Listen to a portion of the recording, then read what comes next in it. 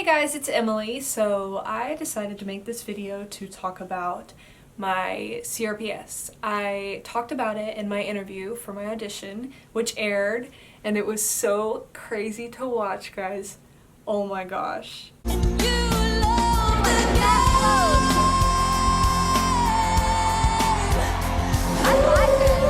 Thank you so much for all of the feedback, all of the positive feedback, the constructive criticism. I really, really appreciate it. And anyways, so let's get into this video. So let me just start by saying that this is something that's kind of in a weird spot for me to talk about because I'm in remission right now, which I'll talk about later, and it doesn't feel like it happened to me. I don't know if any of you can relate to that. Really, I mean, I almost look at it as like a good thing because even though it was such a horrible time in my life, like I am not affected by it anymore.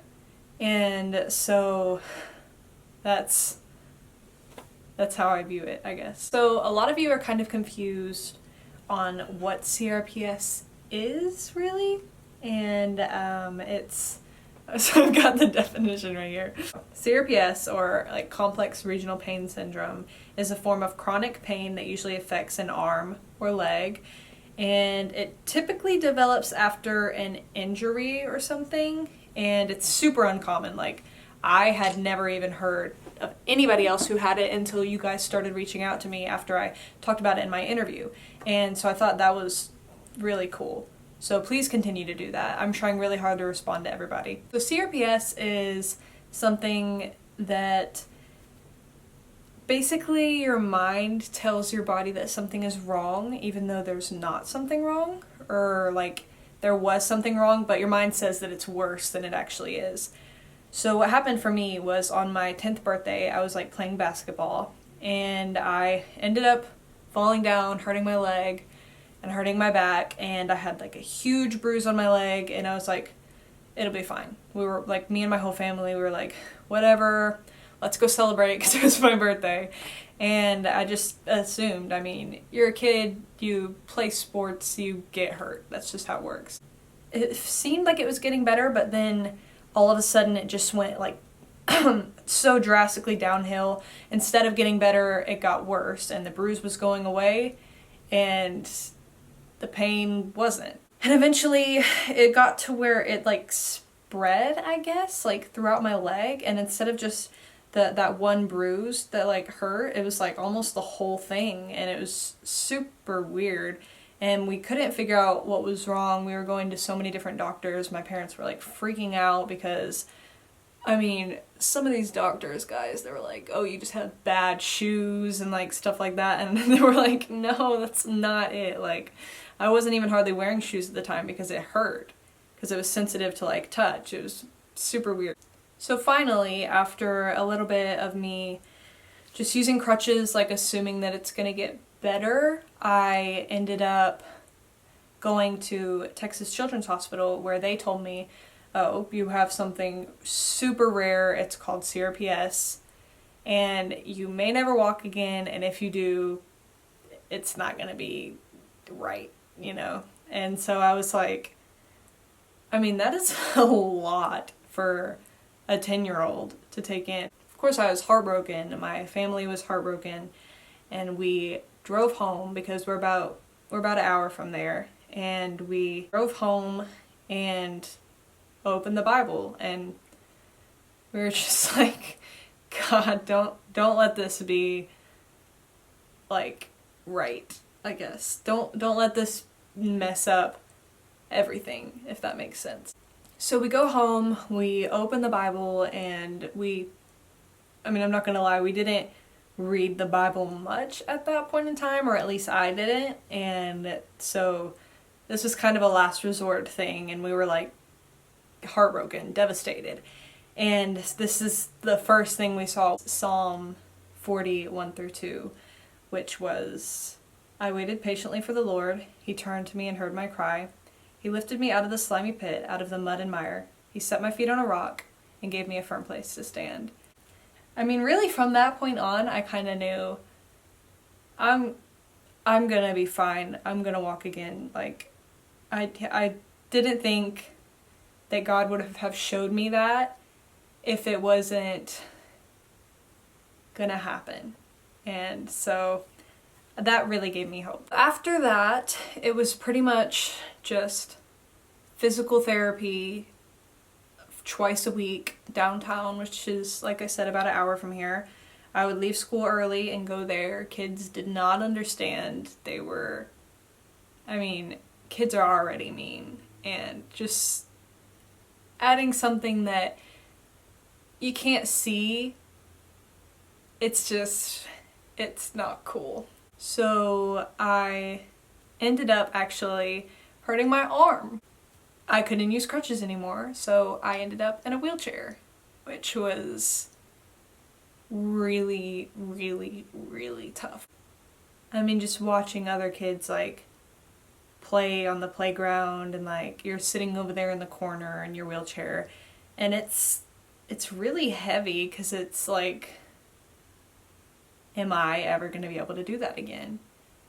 And it got to a point where kids were making fun of me because they didn't believe me. So I ended up being in that wheelchair for about 7 months, going to physical therapy twice a week, and then somehow I couldn't sing anymore, hardly, because it would hurt my throat, like feel like needles in my throat to sing, and I was like, what the heck?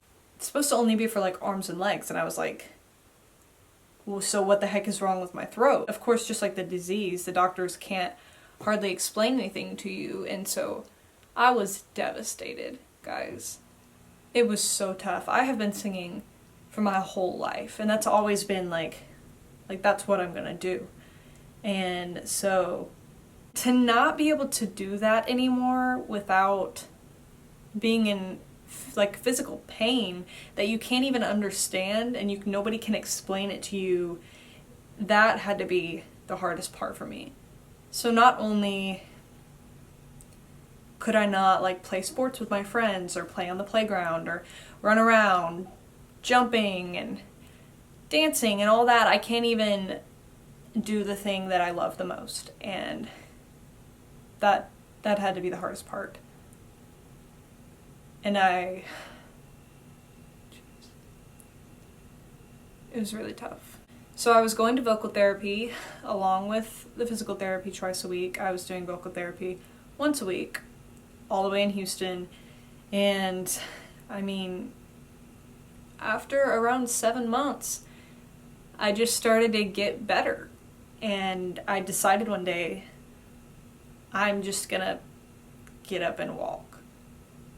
Which sounds crazy because I could not. I couldn't walk, and I just got up and I just tried to walk, and it was kind of horrible. It kind of looked horrible, and it was like really painful, but I wanted to do it. I was like, I'm not going into that school in this wheelchair anymore. I can't do it. I can't do it anymore. And after that, I just kind of started to gradually get better.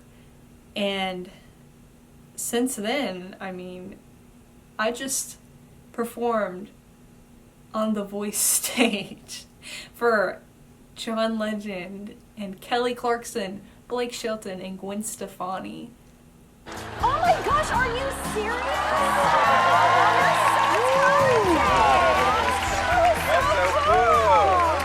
You're so That is pretty amazing. I mean, that just goes to show that you can literally do anything. No matter where you come from, no matter what you're going through, you can literally do anything. It's like nothing is impossible, and that's pretty amazing. So I just want to thank you guys again for reaching out to me and sharing your stories with this disease, because I honestly had never met one other person or even heard of another person with it. And so going on there talking about it was kind of scary, because I was like, I don't know how people are going to respond to this, because it's something that's really hard to understand, and I understand that because I barely understand it. And so for you guys to share your stories, and friends and family that you have, like, share their stories with me, it's really incredible, and I'd really like to encourage you to continue to do that, because I'd really love to respond and just, like, thank you for sharing with me and tell you maybe a little bit more about mine and try to encourage you and make you feel a little bit better, I guess. I mean, it's a horrible, horrible thing to be going through, and nobody should have to go through it alone. So I am currently in remission, I guess, but which basically means that it doesn't affect me anymore. I mean, it could still happen if I get injured, and that's why I don't really do any kind of like sports or anything anymore, just because I don't really want to risk it. I like to think that I'm healed from it, even though it's technically incurable, but I haven't been affected by it since then, so I'm just gonna go with that.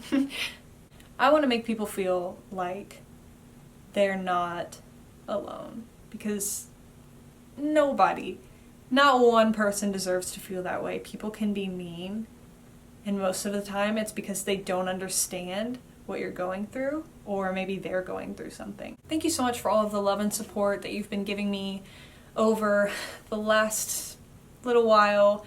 Thank you so much. Welcome to all of my new followers from the show. I am just so excited for what's coming, guys. You have no idea. And so thank you for watching this video. I really hope that you liked it and maybe learned something, or kind of felt like maybe you're not alone. Please reach out to me if you would like to know more, or if you would like to share your story with me. I would really love that. You can comment below, or you can DM me on Instagram. All of my social medias are at Real Emily Baths now. I changed them to where they're all the same, so it's a little bit less complicated. And if you like this, please make sure to like and subscribe below, and maybe share your story with me in the comments, because I'd love to hear it. I'd really love to hear it. All right. Thanks for watching.